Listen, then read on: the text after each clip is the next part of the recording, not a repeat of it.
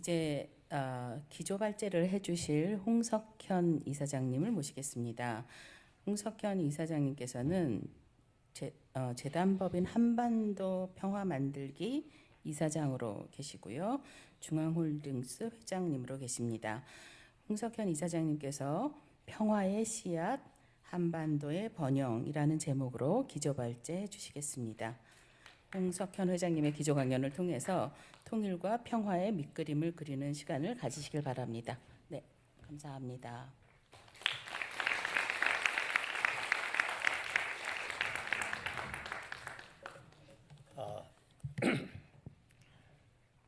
안녕하십니까. 방금 소개받은 홍석현입니다. 이화여대 가족 여러분, 그리고 내외 귀빈 여러분, 만나서 반갑습니다. 먼저 이 자리에서 기조연설을 할 수 있게 해주신 윤후종 통일포럼에 감사의 말씀을 전합니다.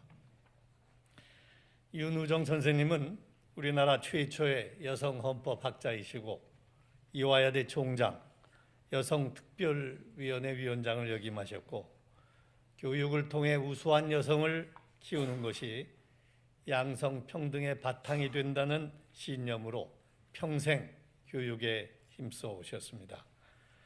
그리고 이제는 사제를 털어서 윤후종 통일포럼을 만들어 분단된 조국의 통일에 기여하고 계십니다. 윤후종 통일포럼은 한반도 문제의 핵심 사안을 다뤄왔고 북한과 통일 문제 해결을 위한 화두를 던져왔습니다. 윤후종 선생님과 같은 선각자들의 마음과 노력이 모여서 평화와 통일이 성큼 다가올 것으로 믿습니다. 자, 그럼 이제 본론으로 들어가겠습니다. 지금 한반도는 중대한 역사적, 민족사적 기로에 서 있다고 하겠습니다. 불과 1년 전인 2017년 가을과 겨울, 전쟁이 일어날지도 모른다는 공포가 한반도 전역을 맴돌았습니다. 그런데 지금 우리는 북한의 비핵화가 실현될 수도 있다. 사실상의 평화가 또 종전이 시작되었다는 이야기를 하고 있습니다. 경천 동지할 변화입니다. 우리를 더욱 놀라게 한 것은 평양 남북 정상회담이었습니다. 문재인 대통령이 능라도 경기장에서 15만 명의 평양 시민을 상대로 연설을 했습니다. 문 대통령은 김정은 위원장과 평양 시민이 지켜보는 가운데 우리 강산을 영구히 핵무기와 핵위협이 없는 평화의 터전으로 만들어 후손에게 물려주자고 확약했다고 공개적으로 밝혔습니다. 평양 시민을 상대로 당신들의 최고 지도자가 비핵화를 약속했다고 확인하였습니다. 바로 다음 날 양 정상은 백두산 천지에서 손을 맞잡고 세계를 향해 신뢰를 보여주었습니다. 민족의 영산, 그것도 천지에서 남북 양 정상이 남과 북의 주민들과 세계인들에게 다시금 약속을 확인한 것입니다. 그야말로 거대한 변화이며 담대한 행보라고 할 수 있습니다. 이번 평양 남북 정상회담의 성과는 비핵화를 의제화한 것이라고 할 수 있습니다. 기대를 모두 충족시키지는 못했지만 동창리 미사일 엔진 시험장과 발사대를 참관인을 두고 폐기하기로 한 점, 미국의 상응 조치를 전제로 달았지만 영변 핵시설 폐기 용의를 밝힌 것도 의미 있는 진전입니다. 저도 원로 자문단의 일원으로 평양과 백두산을 다녀왔습니다. 첫 방북이 1998년 8월의 일이었으니 저로서는 20년 만의 방북입니다. 20년 전은 고난의 행군 막바지였습니다. 고은 시인, 유홍준 교수, 김주영 작가와 함께 정치가 아닌 문화 코드로 방북했었습니다. 당시 김정일 위원장은 직접 만나지 못했지만은 김 위원장이 일주일간 일정을 직접 다 짜주었던 것이 기억에 남습니다. 당시 북한은 김치가 부족할 정도로 어려웠습니다. 이번에 가보니 엄청 변하였습니다. 5, 60층 아파트가 즐비한 대동강변 려명거리도 볼만했고 주민들 옷차림도 많이 좋아졌습니다. 특히 경제 발전에 대한 북한의 열망이 인상적이었습니다. 우리가 60, 70년대에 과학 입국을 강조했는데 북한에서도 어린아이들이 과학자가 꿈이라고 할 정도로 과학자를 우대하는 분위기였습니다. 아마 과학자들 덕에 핵이 완성되었다는 생각을 가진 것 같았습니다. 최근 신문에서 김정은 위원장이 김책공대 70주년 기념식에서 목례하는 사진을 보았는데 그만큼 과학 입국과 경제 발전에 대한 열망이 크다는 인상을 받았습니다. 물론 북한이 지금까지 보였던 행태를 보면 최근의 변화에 대해 낙관만 할 수 없습니다. 그러나 이 천재일우의 기회를 놓치는 우를 범해서도 안 됩니다. 한반도에서 평화는 생명이고 밥이며 경제입니다. 더 좋은 미래로 나아갈 수 있는 징검다리입니다. 북한의 태도에 경각심을 가지고 예의주시해야 하겠지만 반드시 평화를 실현하겠다는 의지를 갖고 접근해야 합니다. 여러분도 모두 아시겠지만 한반도 정세는 격세지감을 느낄 정도로 평화의 방향으로 전환되었습니다. 남북 정상은 올해만도 3번의 정상회담을 했고 올겨울에 북한 최고 지도자가 처음으로 서울에 와서 정상회담을 가질 것이라는 합의가 있었습니다. 역사상 최초의 북미 정상회담이 싱가포르에서 열렸고 시간 장소는 정해지지 않았지만 제2차 북미 정상회담이 열릴 가능성도 떠오르고 있습니다. 과거와는 다르게 미국과 북한은 양측 정상들이 주도하는 톱다운 방식으로 직접 담판을 통해 문제를 해결하고 있습니다. 이와 같은 통큰 협상 방식은 그만큼 단명하고 빠르게 진행되는 장점이 있고 지금까지의 상황을 볼 때 이 방식으로 인해 상당한 진전이 있었던 것도 사실입니다. 북미 정상회담이 예상대로 열린다면 비핵화 문제는 급물살을 탈 것으로 기대해 봅니다. 물론 낙관하기에는 아직 이릅니다. 그동안 수차례 실패한 비핵화의 역사를 반면교사로 삼을 필요가 있습니다. 6자 회담의 합의문이 매번 휴지 조각이 되었습니다. 이제 이런 잘못된 반복에 종지부를 찍어야 합니다. 약속을 했으면 확실히 이행해서 신뢰의 탑을 쌓아야 합니다. 북한이 여전히 적화 통일의 야욕을 버리지 않고 있다면 동시에 국제화 사회를 속이고 사실상의 핵 보유국의 지위를 확보하려는 생각이라면 북한의 미래는 암울할 것입니다. 진정 국제사회의 일원이 되고 싶다면 국제사회의 기준과 원칙을 지켜야 합니다. 그렇지 않다면 국제사회는 물론 한국의 국민들도 절대로 북한의 자세와 태도를 용납하지 않을 것입니다. 요즘 불거지고 있는 미중 갈등은 북한 비핵화의 마이너스 요인입니다. 미중 갈등의 가장 큰 배경은 무역 문제가 아니라 중국의 군비 확충 속도가 너무 빠르다는 것입니다. 군비 확충을 가능하게 하는 건 연간 4천억 불에 육박하는 대미 흑자로 상징되는 경제 규모와 기술 경쟁력입니다. 미국의 주류는 중국 유학생을 많이 받으면서 첨단 기술이 중국으로 넘어가고 있다는 인식을 갖고 있습니다. 그러다 보니 이 단계에서 중국을 견제해야 한다는 경계심이 생겼습니다. 1986년 일본 엔화를 절상시켜 잃어버린 20년을 초래한 플라자 합의 때처럼 미국이 중국의 길을 꺾어버릴 것으로 보는 사람들도 있습니다. 중국의 군비 확충으로 미중 관계가 새로운 강대국이 부상하면 기존 강대국이 이를 두려워하게 되고 이 과정에서 전쟁이 발발한다는 이른바 투키디데스의 함정에 빠질 것이라고 보는 사람들도 있습니다.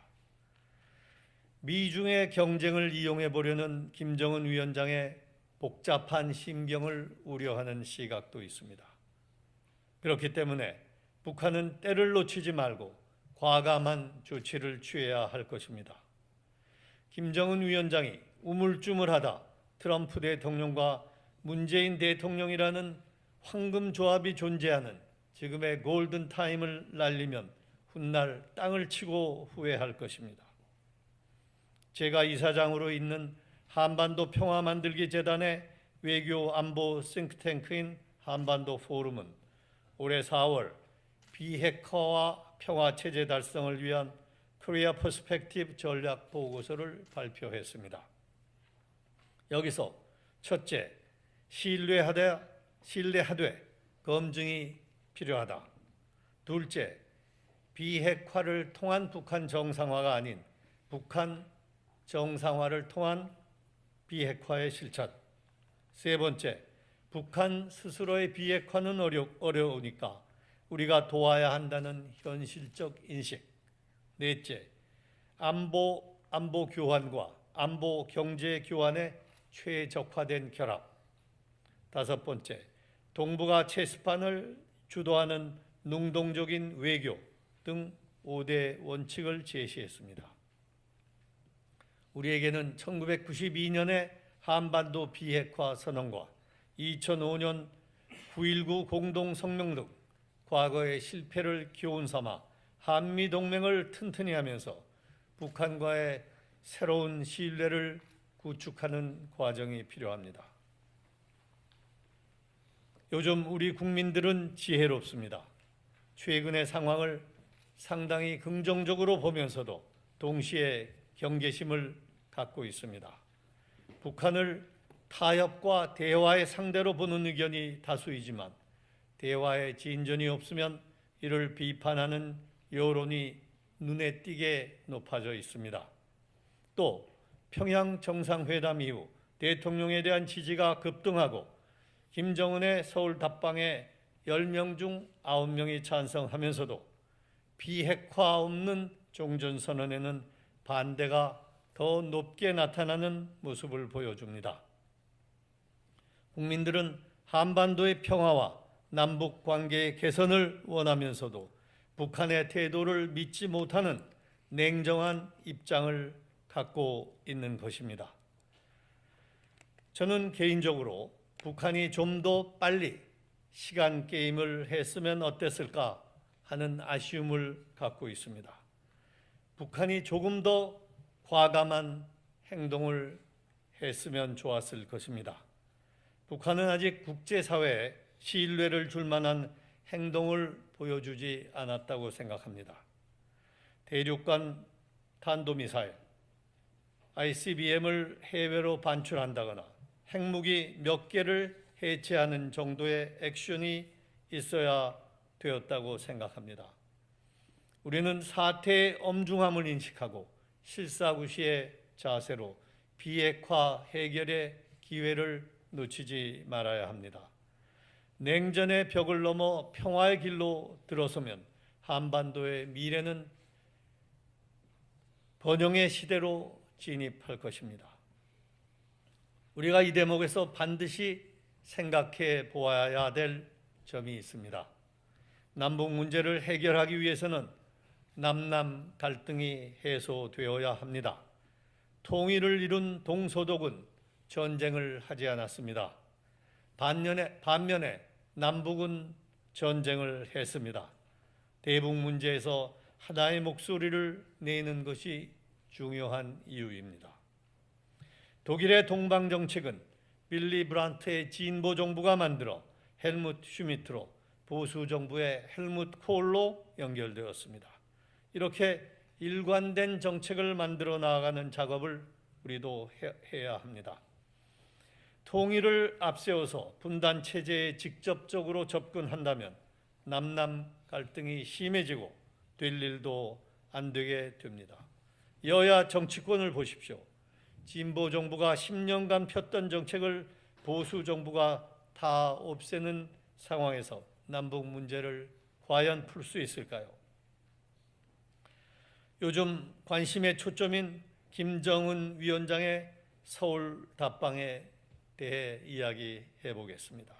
저는 이번 방북 때 옥류관에서 오찬을 하면서 김 위원장에게 정말 서울에 올 수 있겠느냐고 물었습니다. 김 위원장은 문 대통령이 너무 간곡하게 말씀하셔서 가겠다고 했지만 우리 쪽은 태반이 반대입니다. 라면서도 연내 오겠다는 말을 하였습니다. 전날 다른 테이블에서는 김 위원장이 내가 남쪽에서 환영받을 만큼 일을 못했다고 겸손을 보이는가 하면 태극기 부대가 데모 좀 해도 괜찮다고 여유를 보였다고 합니다. 어찌됐든 김 위원장이 서울에 올 수 있는 여건이 만들어져야 된다고 생각합니다. 제 주변 보수 성향의 분들은 김정은이 오면 엄청난 갈등이 벌어질 것이라고 이야기합니다.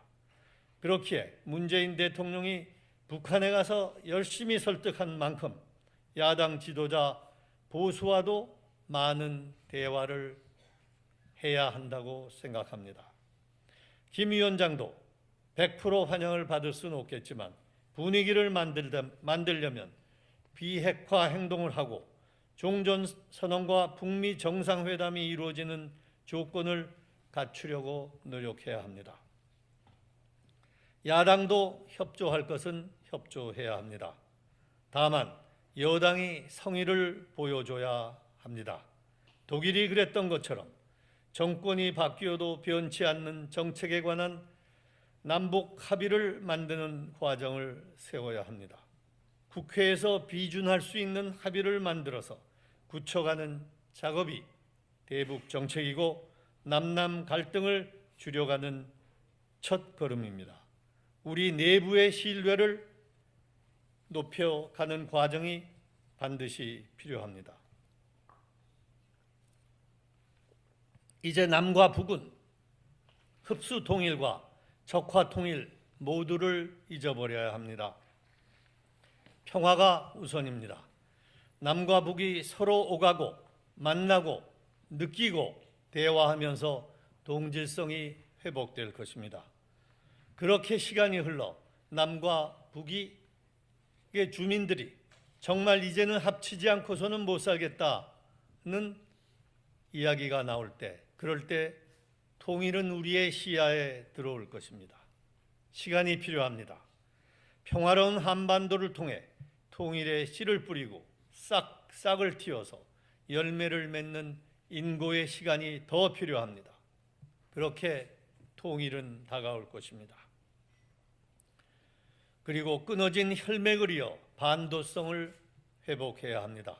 우리 정부는 남북 관계를 견인하면서도 비핵화 문제를 집중적으로 제기하고 해결하는 역할을 자임할 필요가 있습니다. 그래서 비핵화가 추진되어 평화가 오면 물류가 뚫리고 이것은 반도성의 회복으로 이어질 것입니다.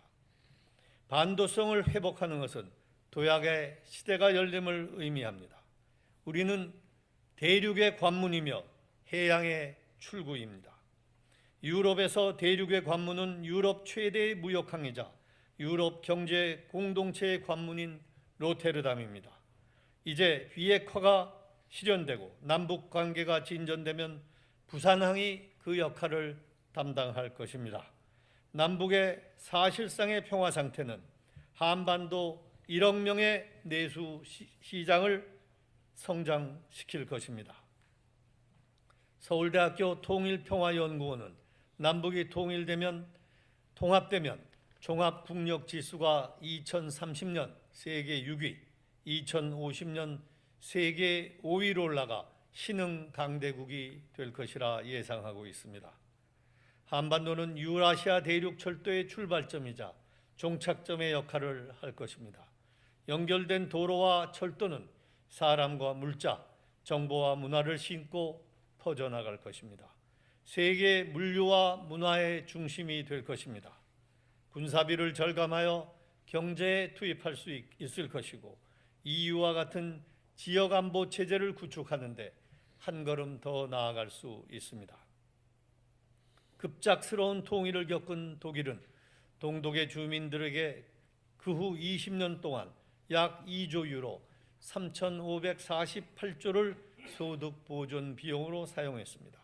그만큼 막대한 통일 비용이 필요했다는 뜻입니다. 이런 비용을 우리가 감당하기란 쉬운 일이 아닙니다. 저는 2002년과 2008년 두 차례에 걸쳐서 예산 1%를 북한 지원에 쓰자고 제안했습니다. 당시로서는 파격적인 제안이었습니다. 제게는 그런 만한 이유가 있었습니다. 선진국들은 공적개발원조 ODA를 많이 합니다. GDP의 약 0.17%가량 됩니다.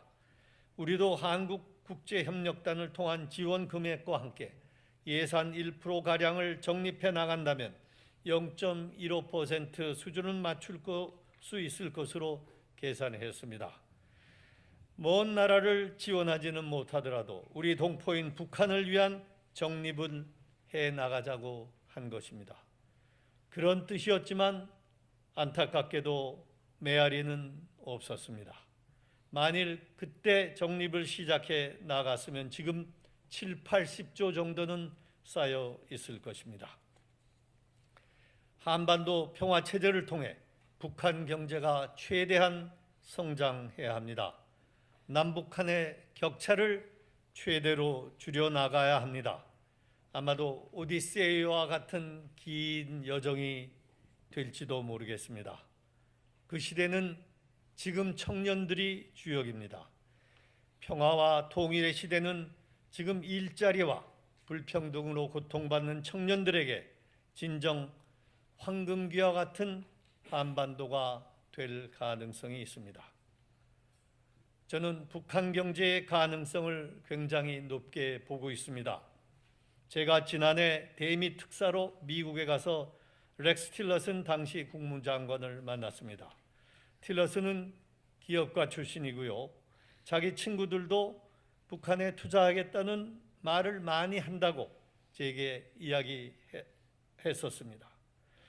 로저스 홀딩스 회장인 짐 로저스도 전 재산을 북한에 재투자하고 싶다고 하고 있습니다. 제가 봐도 북한은 무한한 잠재력을 가진 백지와 같은 경제입니다.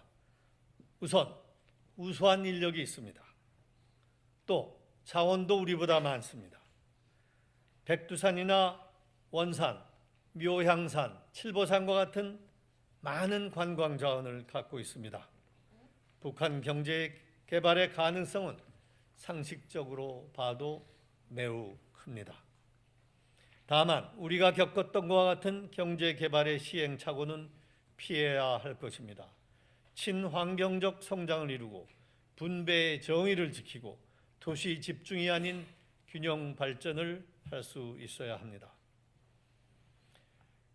또한 북한 경제 개발의 주체는 북한이 되어야 합니다. 일부 투자는 가능하겠지만 기본적으로 남한은 성실한 조력자로 남아야 합니다. 세계은행, 아시아개발은행 등이 북한에 대한 관심이 아주 많다고 들었습니다. 퍼주기를 걱정할 필요는 없습니다. 우리가 북한의 IMF 가입을 돕고 국제개발기구와 함께 들어가면 안전하고 경제성 있는 투자가 충분히 이루어질 수 있습니다. 미국의 민간 자본도 얼마든지 대북 투자가 가능합니다.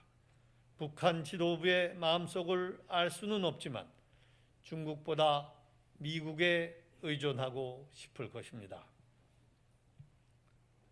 저는 대한민국의 산업화와 민주화 그리고 세계화를 모두 겪은 세대입니다. 그동안 우리 국민들은 좌우의 이념 갈등과 국제적 냉전 체제로 인한 분단의 짐을 어깨에 지고 살아왔습니다.